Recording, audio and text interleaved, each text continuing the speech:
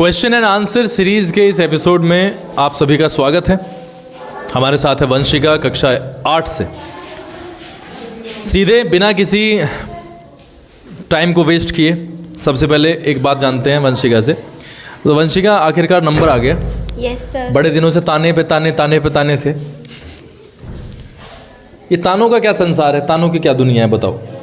ये क्यों मार रहे थे जब से ताने कि हमारा इंटरव्यू नहीं आया सर है? आपने बहुत सालों का ले लिया, कई बार ले लिया, मेरा एक भी बार अच्छे से नहीं हुआ। अच्छा, एक भी बार अच्छे से इंटरव्यू नहीं हुआ है। तो आज बढ़िया तरीके से हम यहाँ पे टेस्ट करेंगे वंशिका का इस बोर्ड पे कि उसकी कितनी ज़्यादा प्रोग्रेस हुई है as far as grammar is concern, as far as mathematics is concern.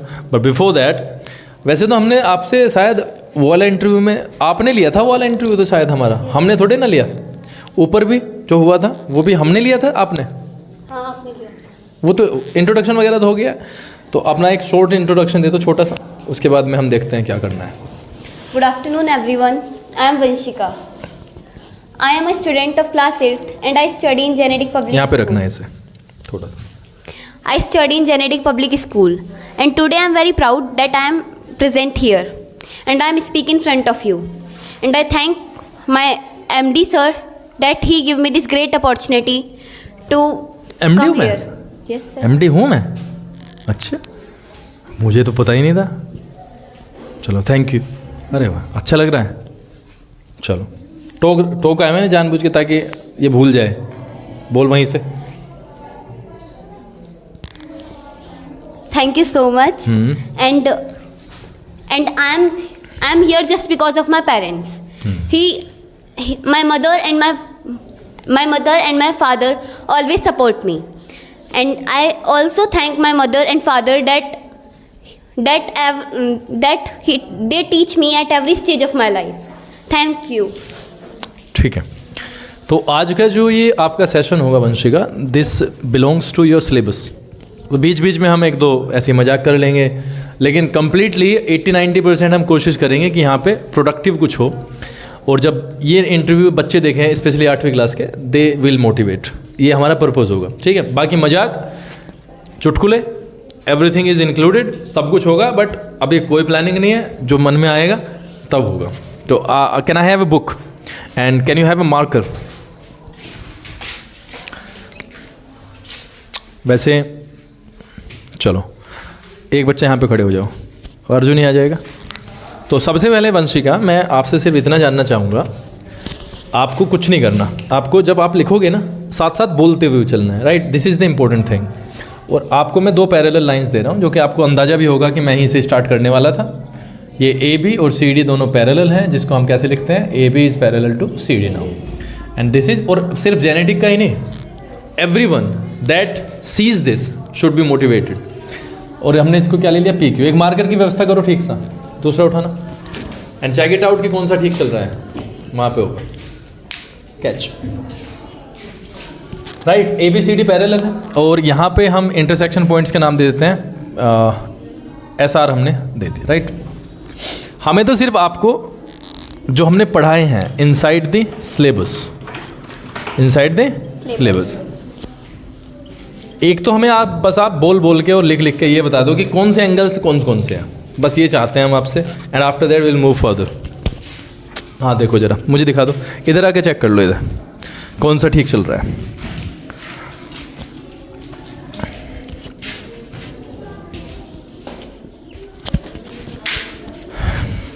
Now आप ना एक काम, हाँ good, very good. angle PSA plus angle PSB is equal to 180. आप ना साथ के साथ निशान लगाते चलो, निशान एंगल का, ये और ये। चलो बताना भी है ना, इंडिकेट करना है। ये वाला, और जो खराब है ना बेटा, उन्हें बिल्कुल ही अलग निकाल देना। वेरी गुड, हाँ ठीक है, यहाँ तक हो गया। यहाँ पे क्यों लिख दो। और ये कैसे लगाना है? यहाँ से इसको अलग करना है। So this is a linear pair. ठीक है,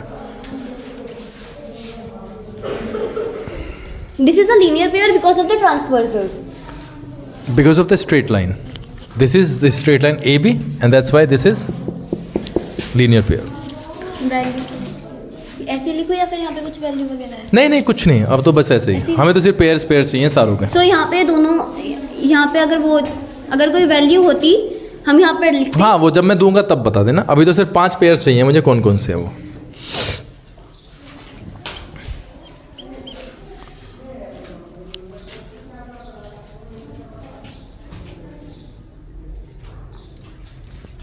angle SRC, corresponding angles. Very good.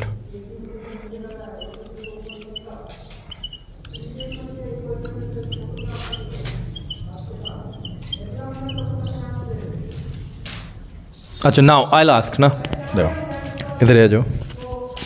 Vanshika, जिस पे मैं निशान लगाऊंगा वो आपको एंगल्स बता देने हैं, ठीक है? आप मुझे बताएंगे ये एंगल और ये वाला एंगल। को इंटीरियर एंगल्स। कैसे, क्या रीज़न है इसका? हम यहाँ पे देख सकते हैं कि दोनों इंटीरियर में हैं। हाँ, because of this transversal all figure. ठीक है। यहाँ पे हम देख सकते हैं कि ये दोनों इंटीरियर एंगल्स हैं। हाँ। सो इसका जो सम होगा वो होगा 180 डिग्री, उसका कारण क्या है? क्योंकि ये जो ट्रांसवर्सल है वो हमेशा 180 डिग्री की होती है। ये ट्रांसवर्सल कैसे एक्सप्लेन करना है कि क्योंकि सर ये 2 पैरेलल्स हैं, 2 पैरेलल लाइन्स हैं, ट्रांसवर्सल 180 की नहीं होती है, राइट? तो ये जब 2 पैरेलल लाइंस को काटती हुई रेखा जाएगी तो ये 180 बनाएगा। एक ही साइड पे बनने वाले दोनों एंगल्स का सम कितना होगा? 180 डिग्री। अच्छा, वर्टिकली अपोजिट एंगल्स बताओ कौन कौन से हैं? ये दोनों वर्टिकली अपोजिट, निशान लगा के बता दो। ये दोनों वर्टिकली अपोजिट एंगल्स और ये दोनों वर्टिकली अपोजिट एंगल्स हैं। ठीक है। ये और ये वर्टिकली अपोजिट एंगल्स हैं। ठीक है। ये और ये भी vertically opposite angles. Great. And what are the interior angles, alternate interior angles? This one and this one and this one and this one. These are the two pairs of alternate angles. कितनी comfortability लग रही है mathematics में? ऊपर रखो इसे mic को।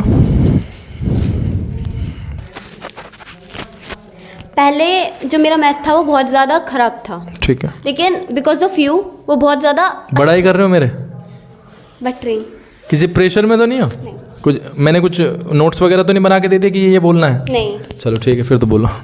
ये मेरा जो मैथ ठीक हुआ वो आपकी वजह से हुआ है, इसका क्रेडिट सिर्फ आपको जाता है। अच्छा जी, चलो ठीक मेरा है। काम था बस प्रैक्टिस करने का, वो मैंने की। बाकी आप हमेशा इंडिकेट करते हो कि हमें मोटिवेट करते हो कि जो भी होगा प्रैक्टिस से होगा। सो जो भी मेरे मैथ का कंफर्टेबल हूँ या नहीं हूँ उसका क्रेडिट आपको जाता है। अच्छा, तो आई प्रॉमिस, मैं सभी से प्रॉमिस करता हूँ 8वीं क्लास के बच्चों से, तो कि अगर आप चेंज ना हुए फॉर नेगेटिव्स तो आपका जो फेवरेट सब्जेक्ट होगा वो मैथमेटिक्स ही होगा, इस मेरी गारंटी है। But practice is needed. तो वंशिका, कुछ चीज़ें मैं आपसे पूछूंगा अब, एंड वे मिक्सअप होंगे। कभी मैं ग्रामर से पूछूंगा, आपको उलझाने के लिए सीधा मैथ पे पहुंच जाऊंगा, फिर मैं ग्रामर पे पहुंच जाऊंगा, फिर मैथ पे पहुंच जाऊंगा, ऐसा कुछ होगा, राइट? मैं कुछ यहाँ पे लिखूंगा and you will have to identify कि वो सिंपल है या कंपाउंड है। दिखाओ।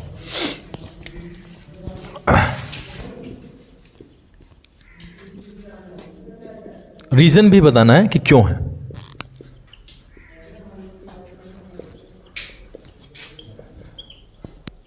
शी वेंट टू अमेरिका, आप पढ़ो। She went to America to study. ये सिंपल सेंटेंस है क्योंकि बीच में टू आ रहा है। जो टू आता है वो इन्फिनेटिव होता है। ये हमारा, देखो एक्सप्लेनेशन कैसे होगा। जो टू आता है ना वो आधा है, टू के बाद मेन वर्ब की फर्स्ट फॉर्म, क्योंकि टू तो यहाँ पे भी आया, राइट? तो जगह के नाम से पहले भी हम क्या लगाते हैं? टू लगाते हैं। बट जब टू के बाद मेन वर्ब की फर्स्ट आए तो उसे क्या बोलते हैं? क्या बोला अभी? इन्फिनेटिव। Very good. चलो अब एक्सप्लेन करो आप। हम यहाँ पे देख सकते हैं कि हाँ आया है, यहाँ पे वो आया कि वो किस लिए अमेरिका गया, कारण आया कि वो क्यों गया है। हाँ। हम यहाँ पे देख सकते हैं टू स्टडी, वह अमेरिका गई क्योंकि उसे पढ़ाई करने के लिए अमेरिका गई। तो ये इन्फिनेटिव है और हम इसको ये भी बोल सकते हैं कि सिंपल सेंटेंस है। हाँ, थोड़ा सा एक्सप्लेनेशन के लिए बता दो सर। हमारे पास में 2 वर्ब्स होती हैं, एक होती है नॉन फाइनाइट, एक होती है फाइनाइट। और यहाँ पे मुझे लग रहा है कि एक ही फाइनाइट वर्ब है, हाँ। दूसरी क्या है? Non finite. देखो नॉन फाइनाइट में कौन कौन से आते हैं? एक तो इन्फिनेटिव आता है, याद रखें क्या आता है? इन्फिनेटिव। दूसरा आता है पार्टिसिपल, और तीसरा आता है जिरन। ठीक है वंशिका, इसको ना मैं आपसे चाहता हूं कि आप इसको कंपाउंड कर दें। यहाँ पे करिए compound. She went to America to study, बोल के। She went to America for study.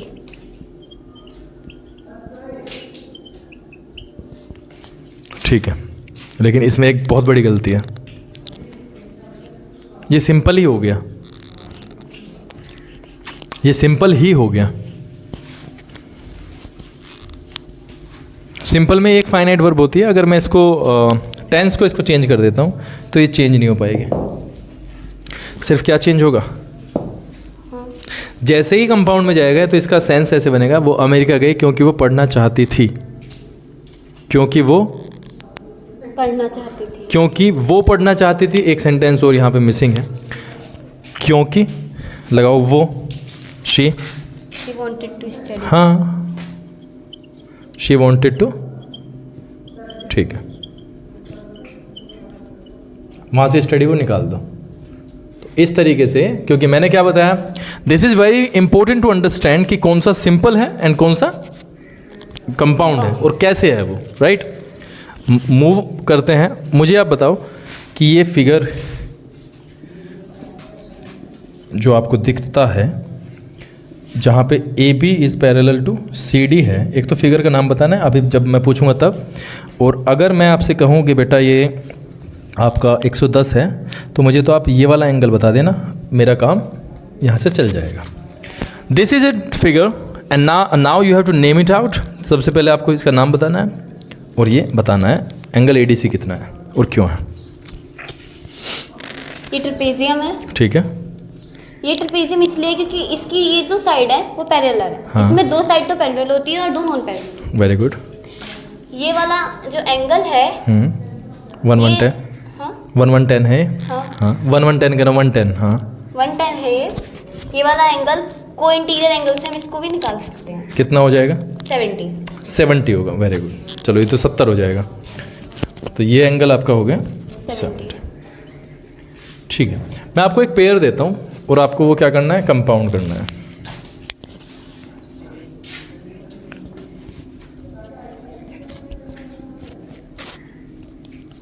Keep quiet, leave the class. ये आपको कंपाउंड बनाना है। ये होगा कीप क्वाइट और leave the class.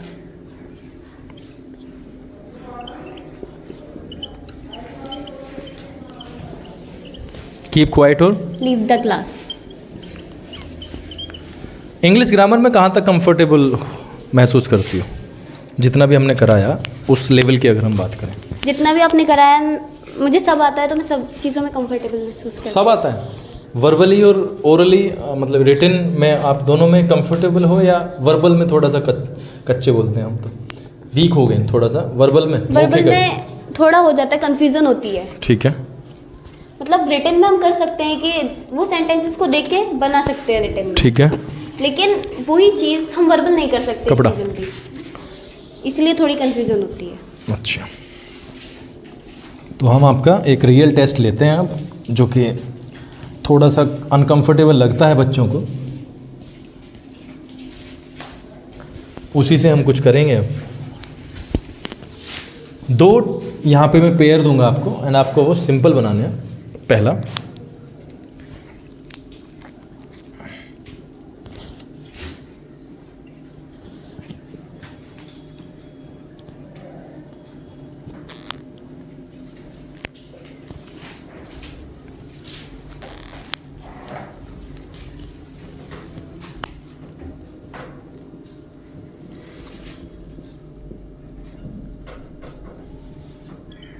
Mr. Sharma is an honest man.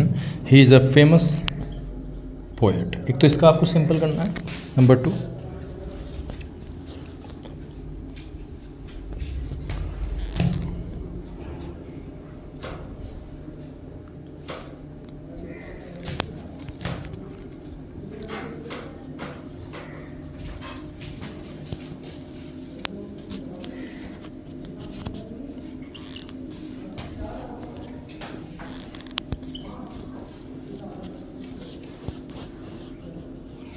I was angry, my father was disrespected in the party.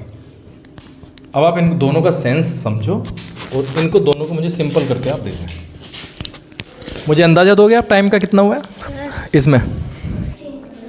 16, ठीक है। Mister Sharma,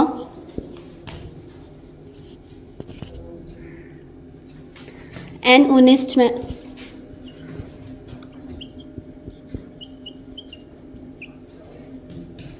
is a famous poet.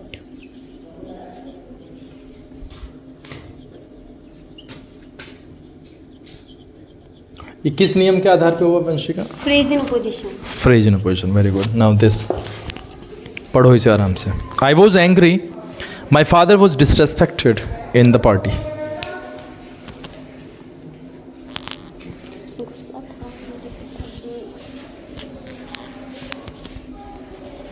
मैं नाराज था, मेरे फादर का निरादर हुआ, पार्टी में हाँ, सम्मान नहीं हुआ, बेइज्जती की गई।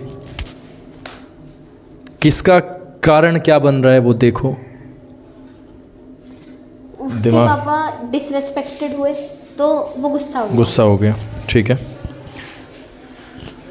एक काम का फर्क दूसरे पे पड़ा, और किस काम का पड़ा है वो देखना पड़ेगा। किस नियम के आधार पे बनेगा वो सबसे पहले फाइंड आउट करने की आपको ज़रूरत है। पहचान तो आप गए हो, पहचान तो आप गए हो इसे। ऐसा हो सकता है my father was disrespected in the party, नहीं, my father being disrespected in the party, I was angry. हाँ, very good, but you have to consider one thing. ये क्या है, एक्टिव है कि passive? Passive. My father having been disrespected. अब mike को close लगाओ, हाँ, अब बोलो। माय फादर हैविंग बीन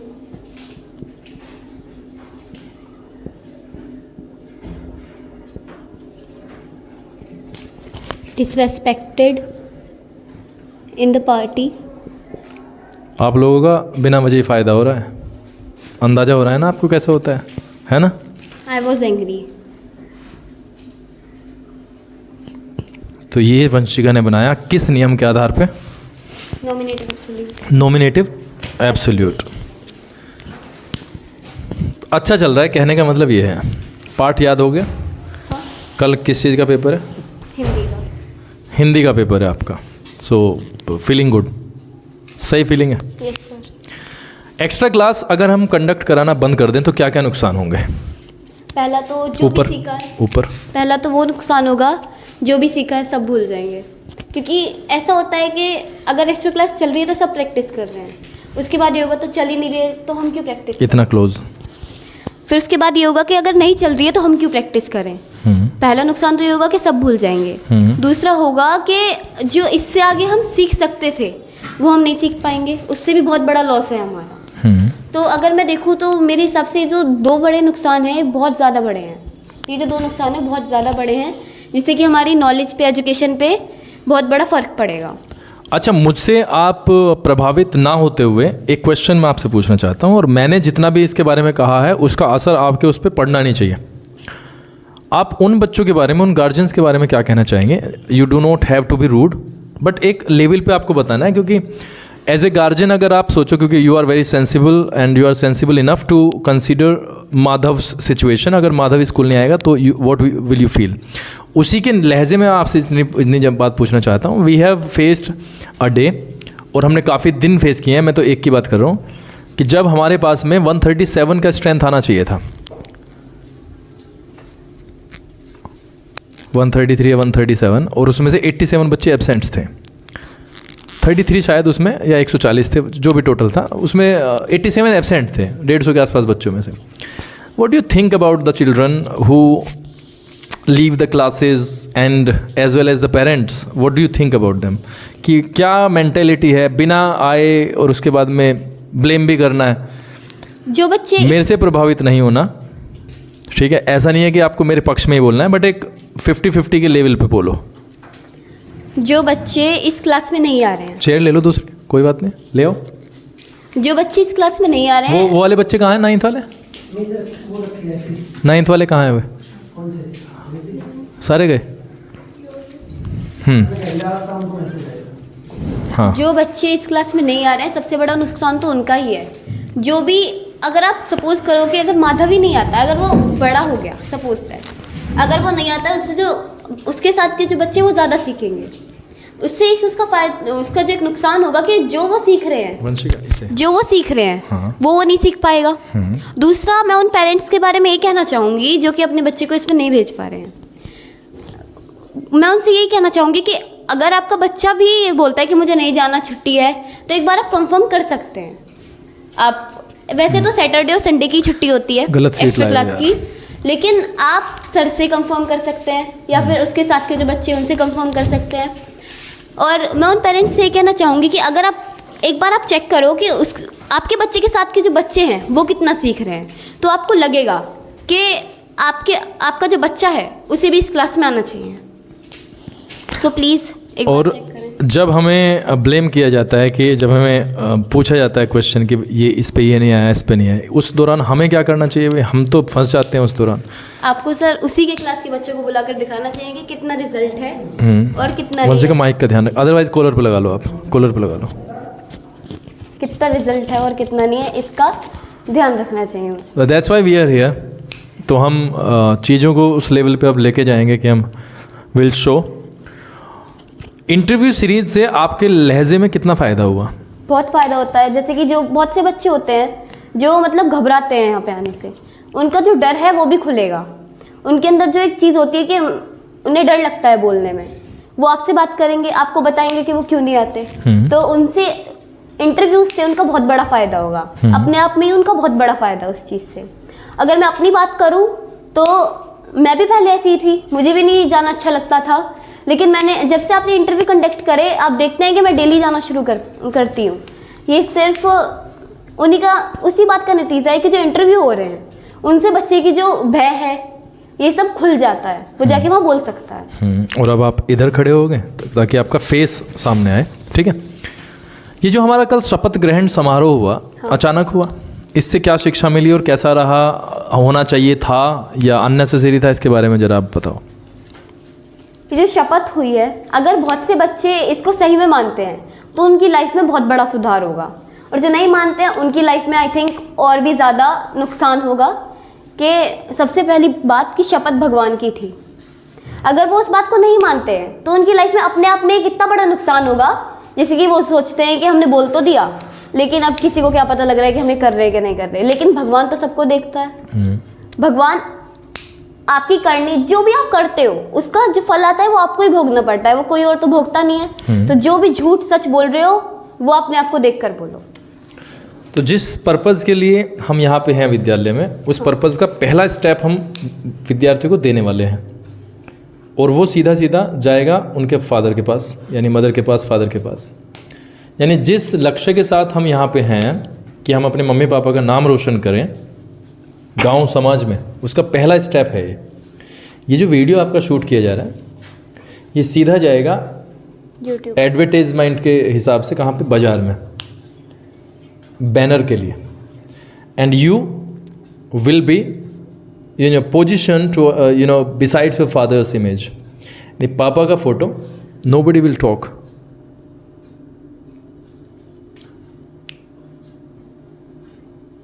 पापा का फोटो आपके फोटो के साथ लगेगा, and so that everybody could see that उस दौरान आपको क्या फीलिंग होगी and what will your father feel. मैंने ये बात उनको बताई, उन्होंने एक ही बात बोली कि इंटरव्यू ऐसा देना है कि किसी ने आज तक दिया ना हो। मतलब सबसे हटके करो, कोई भी बच्चा ऐसा ना हो जो तुमसे अच्छा कर पाए। बहुत सारे पेरेंट्स होते हैं, सभी पेरेंट्स मोटिवेट करते हैं बच्चे को, लेकिन मैं अपने पापा के उससे बताऊं, मैं स्कूल से जाती हूँ, उनके साथ ही बात करती हूँ, मेरे उनसे स्कूल के बारे में बात होती है, एजुकेशन, इन सब के बारे में बात होती है। तो एक ही बात बोलते हैं कि कुछ ऐसा काम करो जिससे कि पेरेंट्स का भी नाम रोशन हो और वे जहाँ जाकर चार लोगों के बीच में बैठकर बात कर सकें। गुड।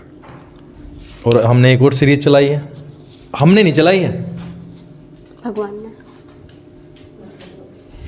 चल जाती है अपने आप। वो चलाई है हमने, जो शरारती जो हमारे जो छोटे छोटे से वे हैं बच्चों की जादुई दुनिया, देखिए आपने वो कभी एक आधा एपिसोड देखा है? आपने तो खैर किया ही है। एक हमारा यहाँ पे चलता है एक एपिसोड मेरे साथ, और एक आपके साथ चला ही है 2 एपिसोड 2-3 एपिसोड। क्या लगता है आपको कितना हम उससे फ़ायदा पहुंचा पाएंगे पेरेंट्स का और इन बच्चों का? इन बच्चों का उससे एक तो उनका रिवीजन भी हो जाता है इस चीज़ से। हाँ, छोटे बच्चों को नर्सरी सेक्शन में क्या सिखाते हैं? अल्फ़ाबेट्स होंगे, हिंदी वर्णमाला, काउंटिंग, टेबल्स, उन सब चीज़ों से उनका रिवीजन भी होगा। और सबसे बड़ी बात ये है कि जो बच्चे उनको पढ़ाते हैं उनका एक बहुत, अगर वो टीचर बनना चाहते हैं तो उनके लिए वो बहुत बड़ा एडवांटेज है। एक्चुअली मैं आपको यहाँ पे ऐड करता हूँ एक चीज़, टीचर ही नहीं, आप लीडर बनोगे ना तब, because every thing needs leadership quality. Yes, sir. आपको कहीं पे जाना है तो आपके जो नीचे काम करेंगे बंदे, उनको आपको लीड करना पड़ेगा। एंड आपका जो स्पोकन स्किल है, दिस इज़ वेरी इंपॉर्टेंट। और आप अगर इस उम्र से लोगों को, बच्चों को समझाने में कामयाब हो गए तो ये सबसे बड़ा पार्ट है। बहुत सारे क्वेश्चंस हैं Vanshika, but it's going to take more time. और वीडियो का लेंथ एक हमें सीमा के अनुसार ही रखना है, so that people can see, क्योंकि ज़्यादा लंबे वीडियोस देखी नहीं जाते। सो आगे आने वाले पार्ट्स में हम उनके ऊपर भी बात करेंगे। इसके अलावा आपके दिमाग में कुछ है चीज़ें जो आपको यहाँ पे बोलनी थी, लेकिन मेरे हिसाब से वो, मतलब मेरे से क्वेश्चन के द्वारा नहीं बोल पाई हो? अगर कुछ है इस तरीके का तो बोलो। नहीं, ऐसा नहीं है तो हम लास्ट में एक चीज़ से हम ख़त्म करेंगे, ठीक है? रोम्बस का जो रोम्बस होता है उसकी चारों के चारों साइड में क्या रिलेशन होता है? रोम्बस की जो चारों साइड्स होती हैं वो उसकी ईच साइड जो होती है वो 90 डिग्री पे बाइसेक्ट करती है। वो डायगोनल होता है। मुझे सिर्फ इतना बताओ कि चारों साइड इक्वल होती हैं या अनइक्वल? चारों साइड इक्वल होती है। इक्वल होती हैं। लास्ट में जो हमारा ट्रेपेजियम बनाया हमने, इसका एरिया कैसे निकाला जाता है? उसका फॉर्मूला बता दो आप बस मुझे। ट्रेपेजियम का फॉर्मूला होता है 1/2 into sum of parallel sides into altitude, या फिर हम उसे परपेंडिकुलर हाइट भी बोल सकते हैं। परपेंडिकुलर जो होती है। कैसा लगा यहाँ पे खड़े होके? मुझे बहुत ज़्यादा अच्छा लग रहा है। I am feeling good. ताना ख़त्म हो जाएगा। हाँ, एक का और बच रहा है, उसे भी ख़त्म करेंगे आज। सो ये सबसे बड़ा टास्क था। So Vanshika is here and I feel proud to have her in this show. वैसे तो हर दूसरे तीसरे दिन, दूसरे तीसरे वीडियो में कुछ ना कुछ पार्टिसिपेट कर ही रही है, and I just say thank you, because अकेला आदमी कुछ नहीं कर सकता। He has to have a support as well. So यहाँ पे काफ़ी बच्चे हैं जिन्हें आप बारी बारी से देखेंगे, वो काफ़ी सपोर्टिव हैं, और हम इस सपोर्ट को बिल्कुल ग्रेटफुलनेस के साथ लेते हैं। साथ ही ये भी इंश्योर करते हैं कि उनकी पढ़ाई पर भी फ़र्क ना पड़े। And best of luck Vanshika for the examinations, because कल से एग्जामिनेशन शुरू होने हैं। आई होप कि आप जैसा करते हुए आए हो उससे भी बेटर करें, and you reach the peak in your life, और आप जो भी ड्रीम करते हो उसे आप प्राप्त करें। बहुत बहुत धन्यवाद आप सभी का। ये चैनल सब्सक्राइब नहीं करते हैं, कहो ना? चैनल सब्सक्राइब कर दिया करो, इससे दोनों हमारे भी सब्सक्राइबर्स होंगे। इससे कोई ऐसी चीज़ नहीं है कि हम पैसे कमाने के लिए कर रहे हैं। इससे ना आपके पास एक अच्छा मैसेज आएगा कि बहुत सारी वीडियोस होती है डांसिंग, सिंगिंग, उनको सब सब्सक्राइब करते हैं, लेकिन अच्छा मैसेज जो होता है उसको बहुत सारे लोग स्किप करके चलते हैं। ऐसे कर देते हैं। हाँ, वेरी गुड। उन्हें स्किप करके चलते हैं। तो प्लीज़ एक बार अगर आपको करना हो तो करो, लेकिन एक बार आप वीडियो देख तो लो। हमें 1 मिलियन तक पहुंचाओ। आपसे मैं रिक्वेस्ट करती हूँ, प्लीज़ आप 1 मिलियन तक पहुंचाने में हमारी हेल्प करो। Thank you. सो बहुत बहुत आभार, धन्यवाद आप सभी का जुड़े रहने के लिए। I am very much excited, grateful, और जो भी मैंने डिज़र्व करता हूँ आपने मुझे ईश्वर के आशीर्वाद से उससे अधिक ही दिया, और इसके लिए मैं कृतज्ञ हूँ, आभारी हूँ, और आपसे ये वादा करता हूँ कि मैं पूरी तरीके से परिश्रम करता रहूँगा। एंड आने वाले दिनों में आप इस शो का और ज़्यादा अधिक बेहतर रूप देख पाएंगे। इसी के साथ मैं एक ईश्वर से प्रार्थना करता हूँ कि आपका जीवन मंगलमय हो और आप शिखर तक पहुँचे। बहुत बहुत धन्यवाद जुड़े रहने के लिए।